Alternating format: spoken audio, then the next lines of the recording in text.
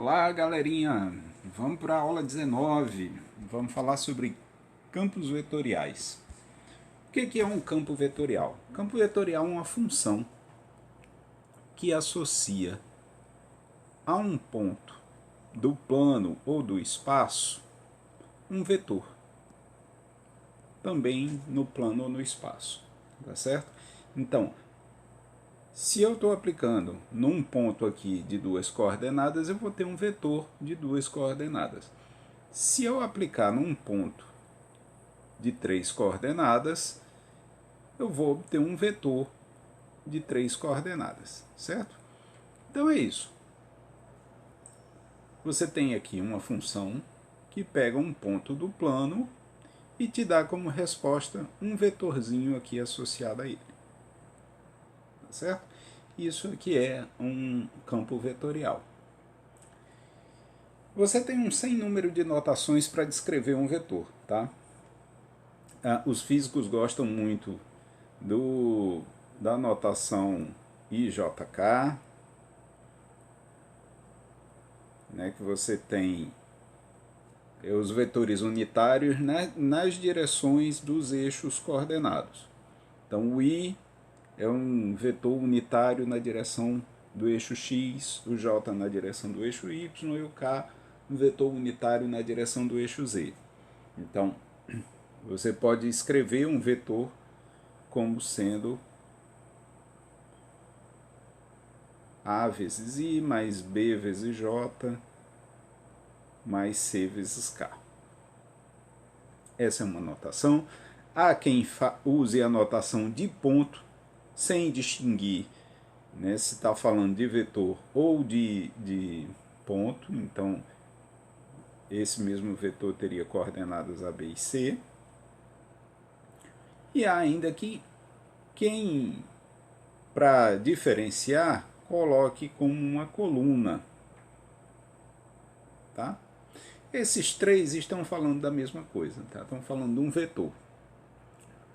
Um conjunto de segmentos orientados, tá?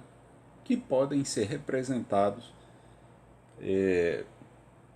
na origem, né? Você tem um segmento orientado na origem. Então, dois segmentos com a mesma direção, o mesmo sentido, com o mesmo tamanho, você diz que eles representam o mesmo vetor, eles são iguais como vetores, tá certo? Muito bem. Então, eu vou dar uns exemplos aqui de representações de campos vetoriais. Tá? Por exemplo, esse aqui é um campo vetorial. Esse é um campo vetorial que faz o seguinte: ele pega um ponto do plano e associa a ele um vetor com as mesmas coordenadas do ponto, tá? Então, você vai reparar que em cada ponto desse aqui, você tem um vetorzinho e esse vetorzinho tem coordenadas do mesmo jeito, tá?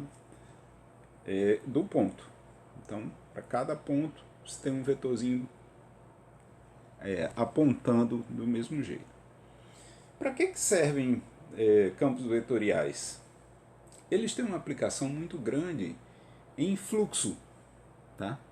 Porque imagine que cada ponto desse aí representa uma parte, um pontinho de um fluido qualquer que está em movimento. Então, cada ponto, dependendo do fluxo que você tenha, cada ponto vai numa direção, com velocidade diferente, com sentido diferente, tá? Então essas funções, esses campos vetoriais, eles são muito adequados para descrever fluxo, problemas com fluxos, tá? Aqui tem um outro exemplo que é de um fluxo bidimensional também, ou melhor, de um campo, que ele é o seguinte: a primeira coordenada é constante e a segunda é y2 menos y. Então você pega o ponto, a primeira coordenada você não faz nada com ela, e a segunda coordenada você faz y2 menos y. E aí o vetor resultante é esse conjunto aí de vetorizinhos que aparecem. Tá? Conforme você está aqui próximo da origem, ou melhor, conforme você está próximo de y igual a zero, eles tendem todos a ficar indo eles tendem todos a ficar próximos de 1, 0. Certo? Um vetor que tem um tamanho 1 na direção x e nenhuma inclinação em y. Mas aí conforme você vai se afastando, né, o valor de y vai se tornando relevante. Certo? Então é mesmo como se tivesse aqui uma ladeira próximo do eixo x e tá tendo aí uma onda nessa direção aí. Você vai se aproxima aqui do eixo x e tá todo mundo indo para cá. E aí depois o movimento vai para lá. Tá certo? E por fim, vou mostrar aqui um exemplo de um tridimensional. Você tem f de x de y de z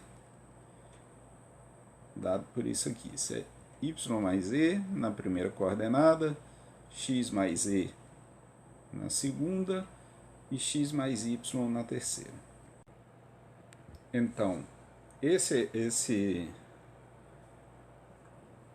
campo vetorial vai ficar o seguinte, deixa eu mostrar aqui.